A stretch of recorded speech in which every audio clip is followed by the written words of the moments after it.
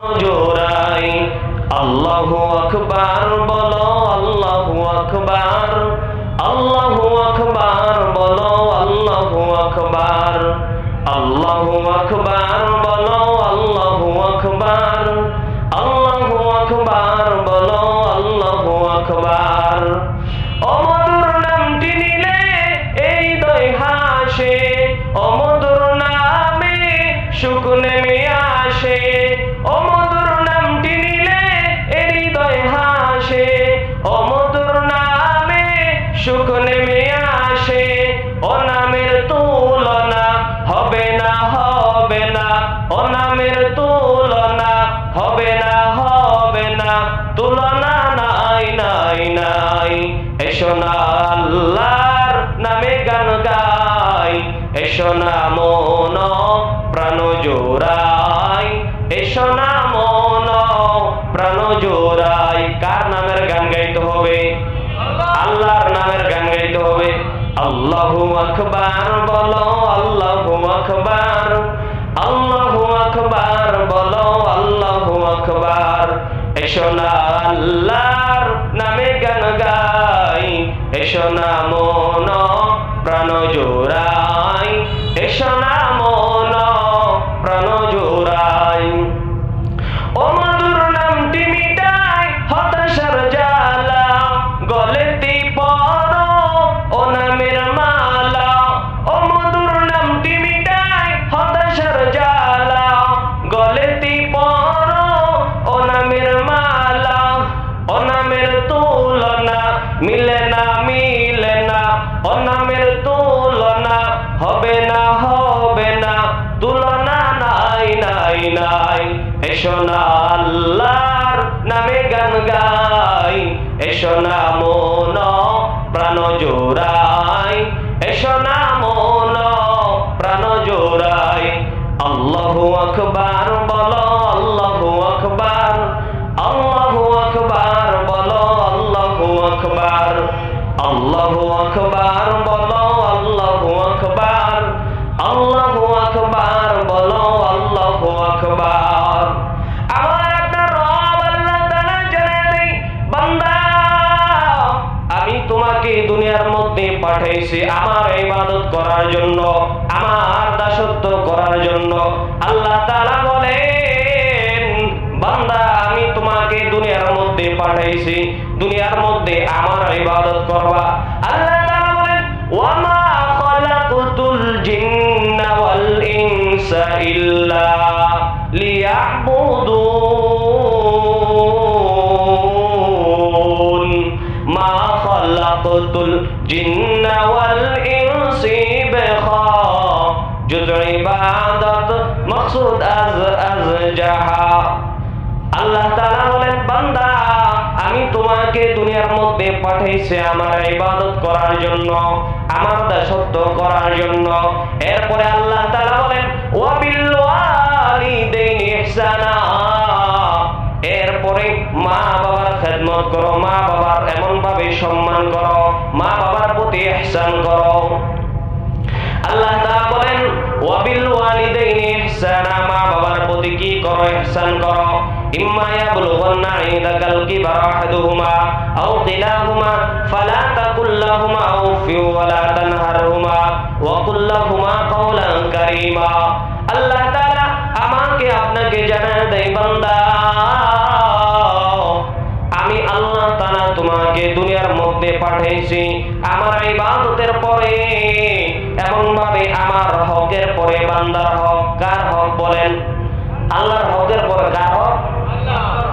বান্দার হক। আল্লাহ তাআলা বলেন, বান্দার হকের মধ্যে সর্বপ্রথম হলো মা বাবার হক। কার হক বলেন? মা বাবার হক। আল্লাহ তাআলা বলেন, ওয়া কুল লাহুমা কাওলান কারীমা। আল্লাহ তাআলা এমন ভাবে এই আয়াতের মধ্যে বলেন যে, বান্দা মা বাবার খেদমত করো, মা বাবার প্রতি ইহসান করো, এমন ভাবে মা বাবার মুখ থেকে উফ শব্দটি বের করো না, বা নিজের মুখ থেকে উফ শব্দটি বের করো না। কি বের করো না? উফ শব্দটি কি করো না? বের করিও না। আল্লাহ তাআলা বলেন,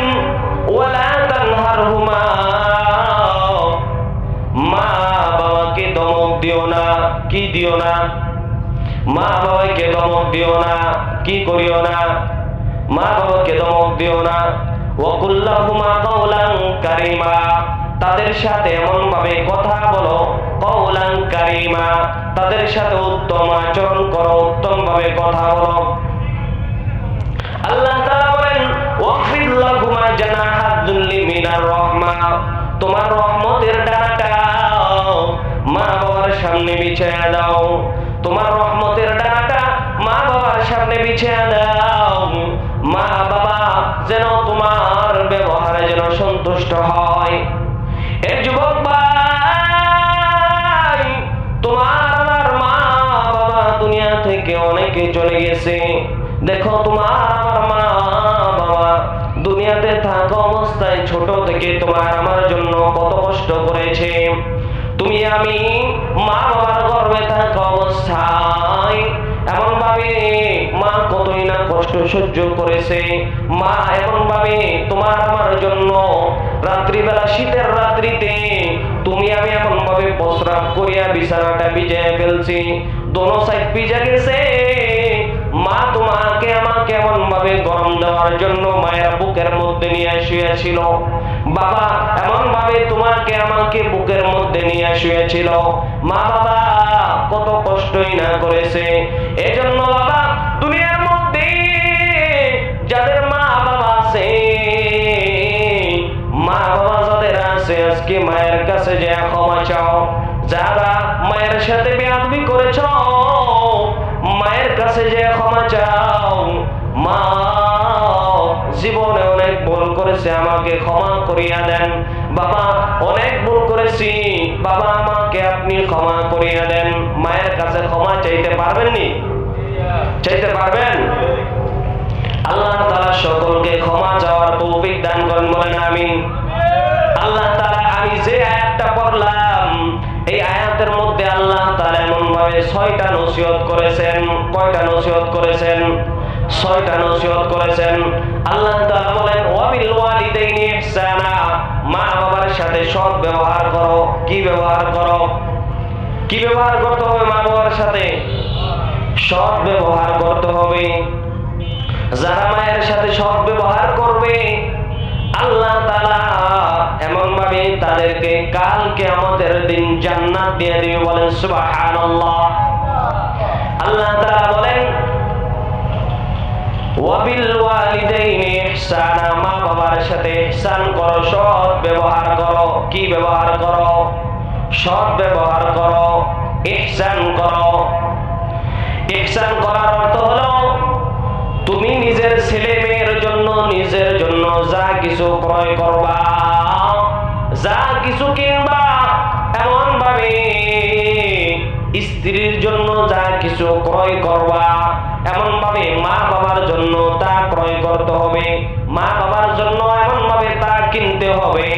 তুমি এমন ভাবে স্ত্রীর জন্য স্ত্রীর প্রিয় জিনিসটা ক্রয় করলা, মায়ের জন্য এমন ভাবে প্রিয় জিনিসটা ক্রয় করলা না, এটা ইহসান হবে না। আর যদি মায়ের পছন্দ এটা তুমি জানো, জানার পরে মায়ের জন্য এই জিনিসটা কিনে নিয়ে গেলা, এমন ভাবে স্ত্রীর জন্য কিনে নিয়ে গেলা, ছেলে সন্তানের জন্য কিনে নিয়ে গেলা, এটা হলো ইহসান। আল্লাহ তাআলা বলেন ওয়াবিল ওয়ালিদাইনি ইহসানা ইম্মা ইয়াবলুগান্না ইনদাকাল কিবারা আহাদুহুমা আও কিলাহুমা ফালা তাকুল লাহুমা উফিন। আল্লাহ তাআলা বলেন তাদের মধ্য থেকে যারা একজন অথবা উভয়জন যদি বার্ধক্যে চলে যায়, তাহলে তাদেরকে উফ শব্দ বলিও না। কি বলিও না? উফ শব্দ বলিও না।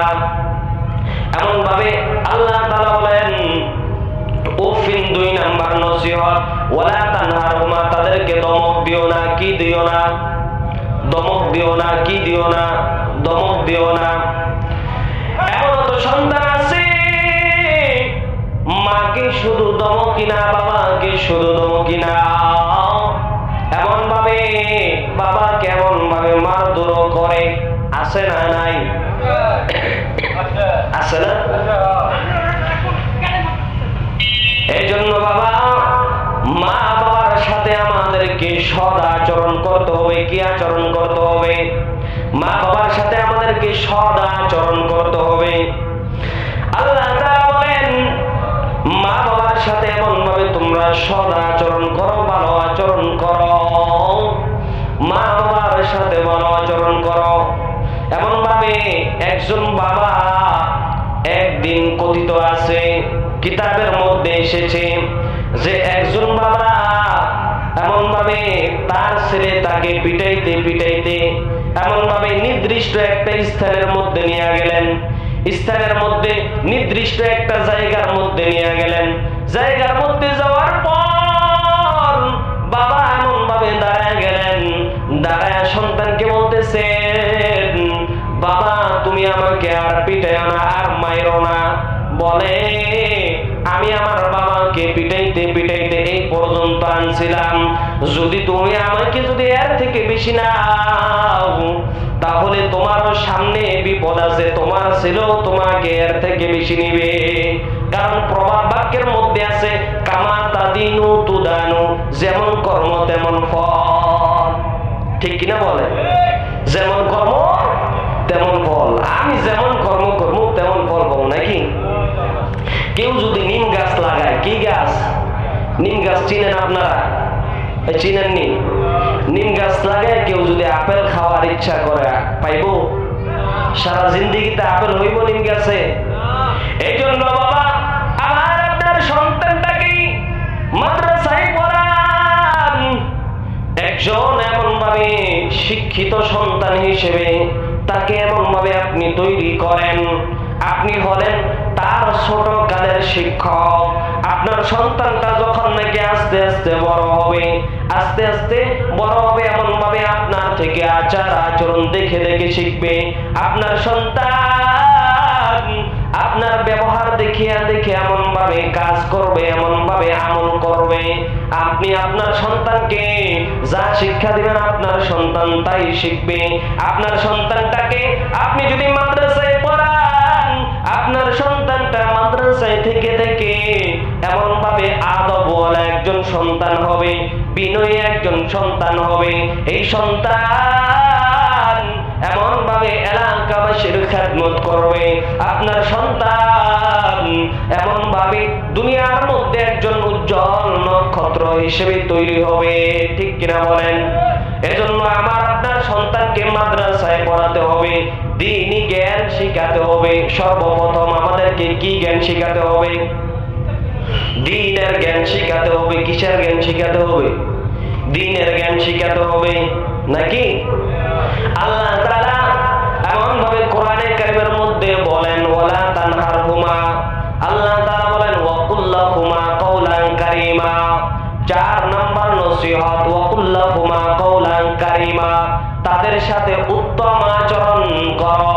এমন ভাবে 5 নাম্বার নসিহত, ওয়াকুল লাহুমা কাওলান কারীমা ওয়াগফির লাহুমা জানাহাদ যুল্লি মিনার রাহমা, তোমার নম্রতার দ্বারা মা বাবার সামনে এমন ভাবে নত করিয়া দাও, মাথাটাকে নত করিয়া মা বাবার সামনে ঝুঁকাইয়া দাও। সুন্দর করিয়া মা বাবার সামনে আদবের সাথে বসো, আদবের সাথে কথা বলো। কয়টা নসিহত গেল? কয়টা নসিহত গেল? 5টা নসিহত গেল। আল্লাহ তাআলা 6 নাম্বার নসিহত করে বলেন, ওয়াকুর রব্বিরহামহুমা কামা রব্বায়ানি সগীরা।